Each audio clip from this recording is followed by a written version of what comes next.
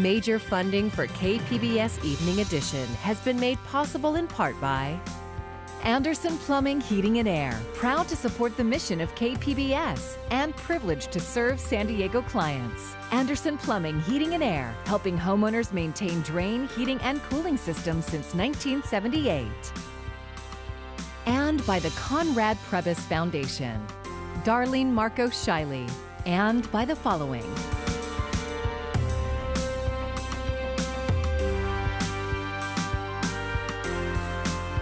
And by viewers like you. Thank you.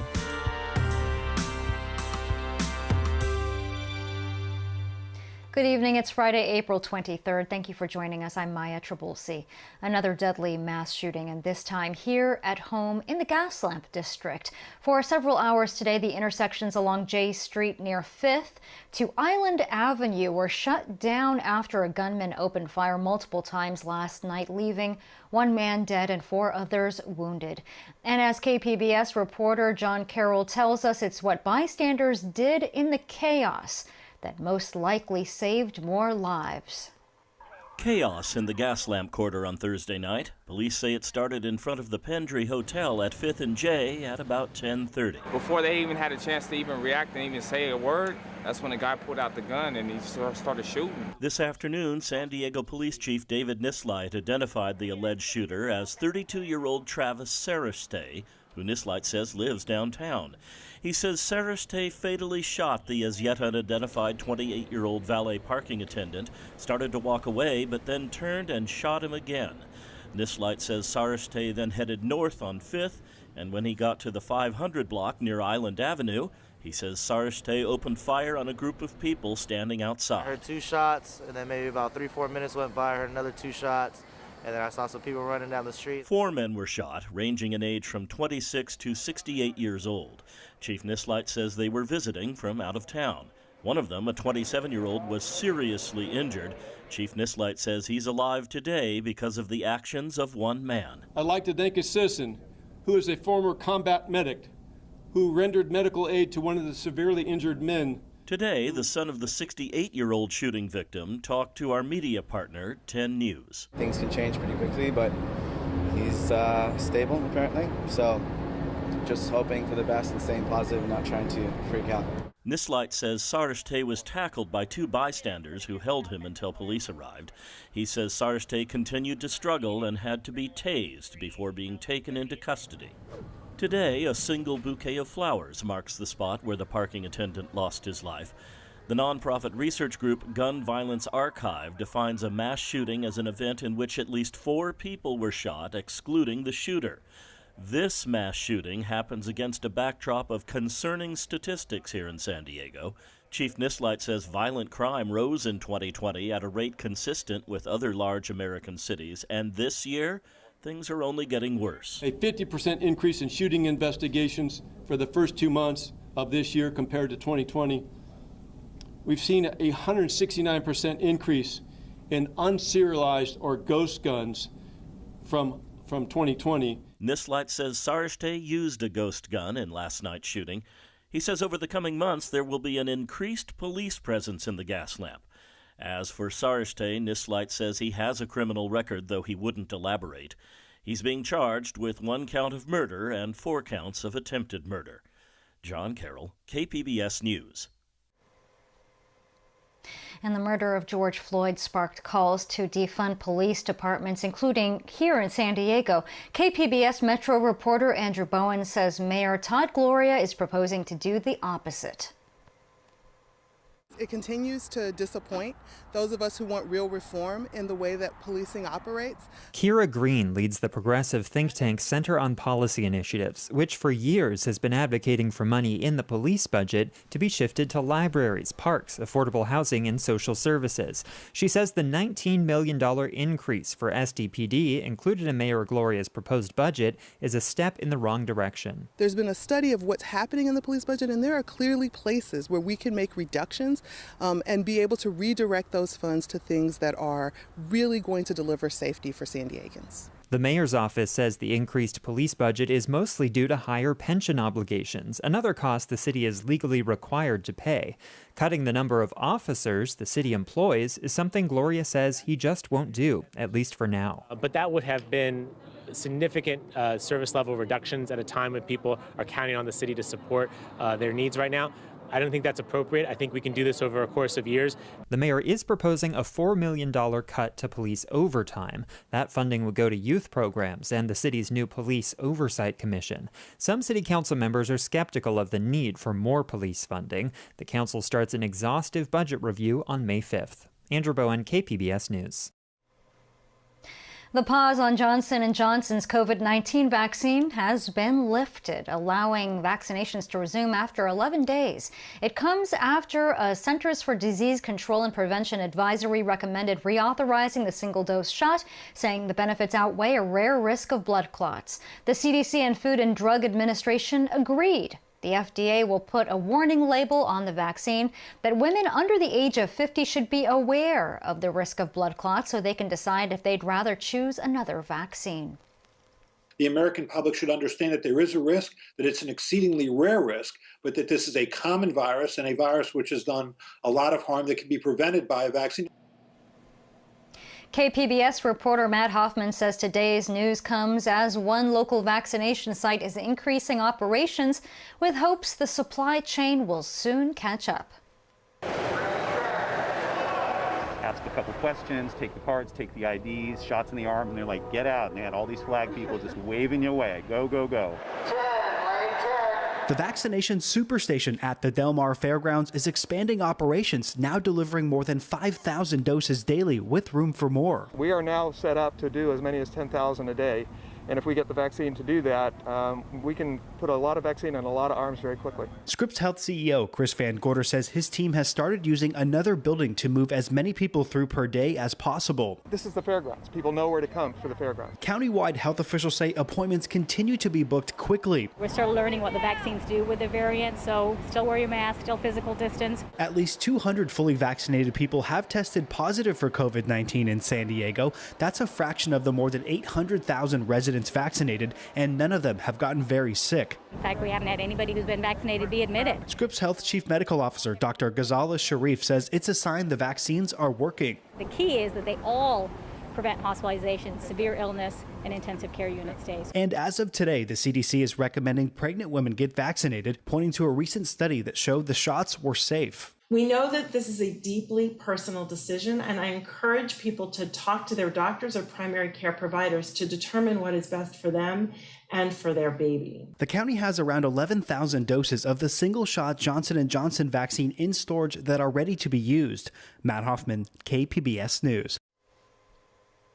California now has the lowest COVID-19 infection rate in the U.S., and a big part of that is due to the progress made here in San Diego. The county's dashboard shows local cases are hovering around the lowest rate since the pandemic began. Less than 2% of all COVID-19 tests are coming back positive.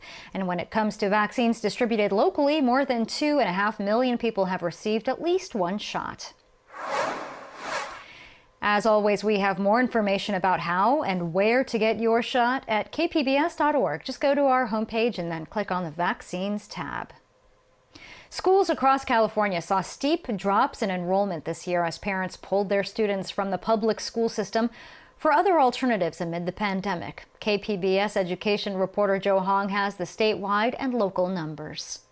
Public school enrollment has been dropping steadily in California for the past several years. That trend accelerated in San Diego and throughout the state during the current school year amidst the pandemic, according to newly published state data. Statewide, overall enrollment dropped about 3% in the 2020-2021 school year. This compares to a drop of less than 1% during the previous 2 years. The drop was greater in San Diego County, where traditional public schools lost more than 17,000 students this school year. That's about 4% of total enrollment. San Diego Unified, the county's largest district, also saw a 4% decline. Richard Barrera is the president of the San Diego Unified School Board. This was, parents who wanted to find some alternative somewhere from what was primarily, a distance learning program, in our district for most of the year. Brewer said the most significant drop was in kindergarten, which is optional for students. We know that we had, parents who just decided this was not the year that they wanted to have their students start school. And so that was, I think the biggest enrollment decline. State funding for school districts is usually determined by enrollment, but thanks to federal stimulus and additional money from the state budget, San Diego Unified and other districts won't suffer financially from the enrollment decline, at least for this year. They are basing funding for school districts on actually the 19-20 year enrollment period, in a sense holding districts harmless for the enrollment decline as a result of the pandemic. And that's in the governor's proposal for the coming year as well, the 21-22 year. Brewer said as schools open up, he expects enrollment trends to go back to what they were before the pandemic, a steadier decline of about 1% each year. Joe Hong, KPBS News. Health groups are calling for the United States to waive some trade protections for the COVID-19 vaccine. KPBS reporter Max Rivlin-Nadler tells us why a local congressman is the target of protests over it. San Diego Congressman Scott Peters has opposed a push to waive the intellectual property rights for the vaccines made by companies like Moderna and Pfizer. Support the TRIPS waiver. A move protesters who gathered outside his La Jolla office say could save millions of lives around the world if poorer countries can manufacture generic versions.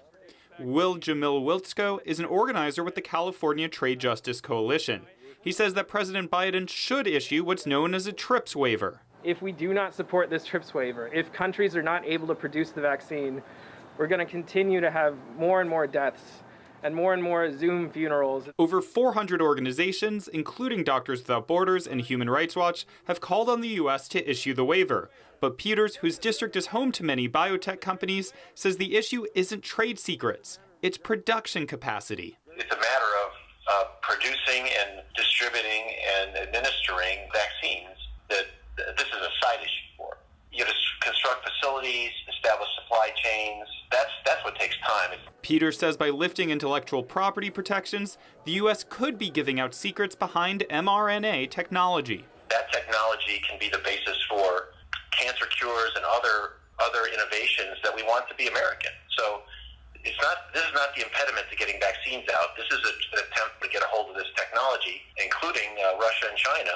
And we want America to be in the lead. There's no reason to sacrifice that in the interest of getting vaccines out because it's not an obstacle. The request for the waiver originally came from India, which has seen a deadly explosion of cases in recent weeks. Yesterday, it recorded over 300,000 new cases. Nobody is no more than 20 hours away by plane anywhere in the world. We're all neighbors, whether we want to be or not. The Biden administration has so far resisted the request to issue the TRIPS waiver. Max Rivlin-Nadler, KPBS News. Long Beach has joined San Diego now in caring for immigrant children from border facilities. About 150 children arrived at the Long Beach Convention Center. It expected to hold 1,000 once full. The goal is to ultimately reunify these children with relatives. Communities of love and welcoming have come together, have used their community resources, brought them all together so that children can be safe, so that while they wait for their parents, while they get the legal representation that they need, that in the meantime, they know that somebody cares for them. The children will receive 3 or 4 hours of daily classroom time and get to play outdoors. With more than 20,000 immigrant children currently in government custody, U.S. officials have been scrambling to open such facilities. Caitlyn Jenner now wants to be governor. The former Olympian and reality TV star announced her candidacy in a recall election expected later this year. Jenner is a Republican and a staunch critic of Governor Newsom. She calls herself a disruptor and says the Democrats' restrictions the past year have devastated small businesses and allowed children to fall behind in education. Dozens of countries are backing a new push to reduce carbon emissions, and so is corporate America. Miro Kopik tells us why the business community is on board in the Friday Business Report. President Biden presented a big goal to this summit that he's hosting of cutting U.S. emissions by 50% by 2030, which is off of 2005 levels, which were fairly high. What's interesting is of the 40 countries that were in attendance, 17 of these represent countries that account for 80% of all global emissions. So all the right players were there. Business is very supportive of this effort. In fact, this week, 300 companies from Apple to Walmart wrote open letter to the Biden administration saying 50% is barely the minimum that we should be thinking about, because for business, green and sustainability is a huge winning policy because their shareholders and their customers, especially millennial and Gen Z customers, are very strongly supportive of reducing greenhouse gas emissions. Anglers have used the Loveland Reservoir near Alpine for years, but now they're worried the Sweetwater Authority, which owns it, is chipping away at the fishing program. iNews Source reporter Jennifer Bowman has the story. The dock at Loveland Reservoir now sits on mud, and much of the cove that's been designated for shoreline fishing has dried up. These days, Loveland's water levels aren't what its visitors are used to. That's because Sweetwater Authority drained over 2 billion gallons earlier this year. The water utility is also considering a consultant's recommendation to change an emergency storage policy that could mean draining the lake further. Now, anglers like Russell Walsh are sounding the alarm. There's no way they have concerns for their obligations for the fishing program. This is not representative of somebody who gives one fig for their fishing program or for the people that live out here. Fishing at Loveland is allowed under an easement to the shoreline, but the lake is used to deliver water to South County residents. And Sweetwater says recreation isn't its top priority. Here's Engineering Director Ron Mosier. Our mission is to provide safe, potable water to nearly 200,000 people in our service area. So that's our focus, and that's what the focus of staff has been and needs to be. Sweetwater hasn't taken up the consultant's recommendation, but the board chairman says it's under consideration. For KPBS, I'm iNews Source reporter Jennifer Bowman. iNews Source is an independently funded nonprofit partner of KPBS.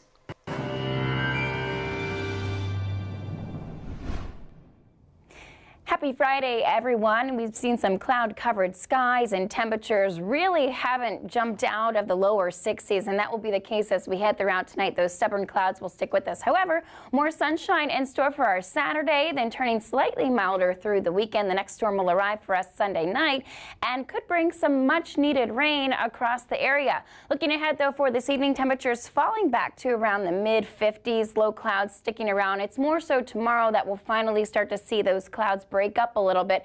But until then, we will see a little bit of some mostly clear skies more inland. Borrego Springs dropping down to about 58, Mount Laguna dropping down to 49, and Ramona just going to drop down to those lower 40s. Around the coastal areas, more so going to be in the low to mid 50s for your overnight lows. Tomorrow, like I said, we'll finally see those clouds diminish. That marine layer will weaken a little bit, and we'll get some sunshine and actually some slightly warmer temperatures. I know everyone looking forward to that. So lots of sunshine for that. A little bit cooler, though, if you look towards the north there through San Fran and up through Northern California. We'll see a front pushing through the region and some showers staying well to the north, at least for Saturday. So if you have to do anything out and about and outside, Saturday's your better day to go ahead and do that. All the sunshine you want. Escondido topping out around 69, Ramona 70 degrees, and looking like Borrego Springs jumping up to 90 for that high temperature for your Saturday. Mount Laguna about 57 degrees. All right, we start to see some of those showers inch their way closer for your Sunday night more so. Sunday during the day still not so bad, but during the nighttime hours we'll start to see those clouds creep in and those shower chances pick up more so for Monday, not just for the coastal areas but inland as well, especially as we head into that Monday afternoon. Then we start to see things clear out for Tuesday and Wednesday, pretty much for everyone, even across the mountain areas. But look at that, high temperatures in the mountains, only about 36 there for Monday, 68 with some showers for the desert areas as we look towards Monday, clearing out for Tuesday and Wednesday. For KPBS News, I'm meteorologist Michelle Rotella. A successful launch today involving NASA's SpaceX mission to the International Space Station. But what makes this even more interesting is the UC San Diego alum piloting that flight. Here's KPBS reporter Melissa May. Scripps Institution of Oceanography alumna Megan MacArthur launched into space early this morning from the Kennedy Space Center in Florida.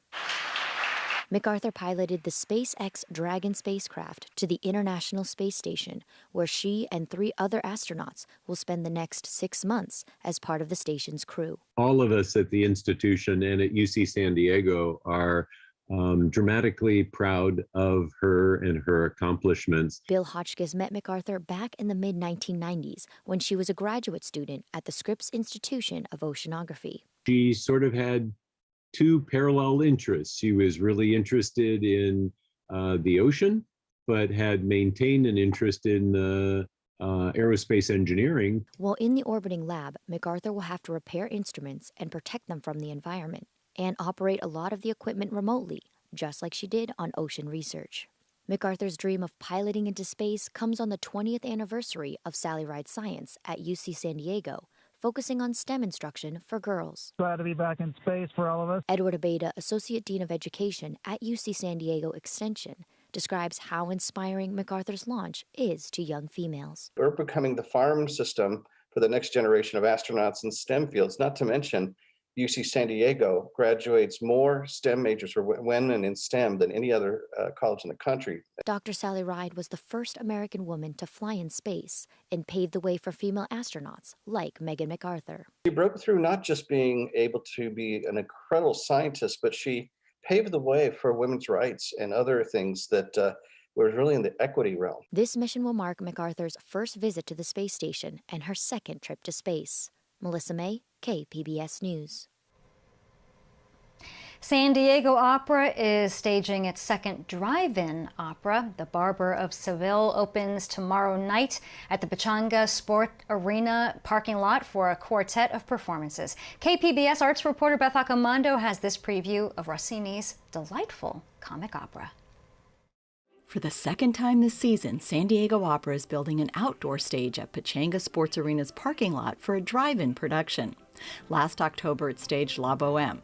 But spring dictates something a little more upbeat, so it's turning to Rossini's The Barber of Seville, says conductor Bruce Stasna. Rossini's great comedy, and it truly is, from the bel canto period, it sort of defines what comic Italian opera is in the early to middle 19th century. Its roots may be in the 19th century, but the groovy costumes for this production inspired director Katura Sticken to do a little update. Katura just told the cast in a meeting that we had earlier to sort of think of television during that area. And if we think of that, the strongest television moment she talked about was Laugh-In, particularly the cocktail hour in Laugh-In. Zany, lots of dancing, lots of color. So this is going to be a funny, fun, zany, colorful barber. Rossini's opera, centering on the trickster Figaro, provides exactly the type of comedy to raise our spirits as quarantine restrictions begin to lift, says baritone David Pershall. I mean, this is the champagne of opera. It's light, it's bubbly, everybody feels good after they have a glass. So I think it's going to be a balm for all of our soul here to experience something so fun. Pershall sings the role of Figaro. Well, this role is very technically demanding. But Pershall relies on the conductor to help him overcome the challenges. Bruce is very in tune with the language, with the timing of the staging, and he's very helpful. Now, for those that aren't aware, the conductor's job is to get the group of musicians that are playing in the pit as accompaniment and the singers all together, playing the right pitches at the right time. And this one in particular has to be timed well, not just with the voice, but also with the acting. You know, it takes a serious voice, but a lighthearted attitude. That's kind of what makes this piece so difficult. I think it really has a lot to do with keeping yourself in the moment. In an outdoor venue, if a fire engine suddenly screams by, how is that going to interface with the characters on stage? Are they going to make an allowance for that for a moment? Are they not? Are they going to press forward? Whichever way it does go, I have to be poised and ready to adapt instantaneously. That outdoor setting, coupled with pandemic restrictions, also present challenges. And in particular, the orchestra area became denoted by a platform that was going to be installed that was 42 feet wide by 60 feet long. So once you have that defined area, then because of the pandemic, we had to look at the protocols in place. And so we are looking at spacing the instrumentalists according to whether they are masked players, violinists, or unmasked brass players and woodwind players. So the masked players, who they perform with their masks on, they have to have 6 feet of separation between each of the instruments. The woodwind and brass players, that's 12 feet.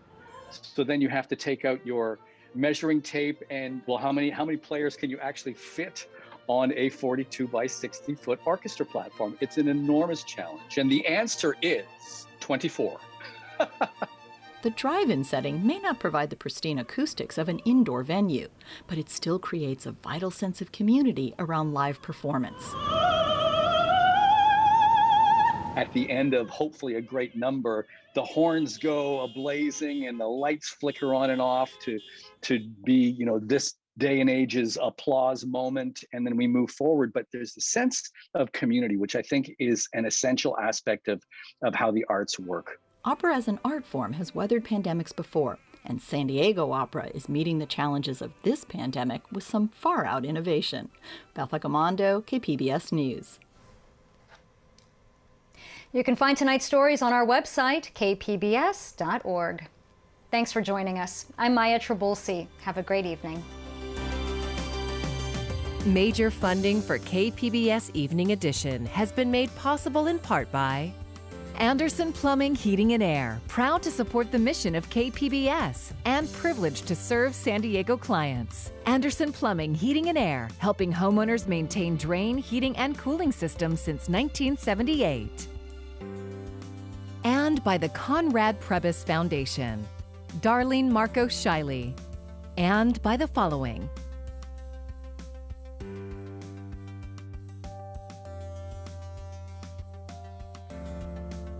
and by viewers like you.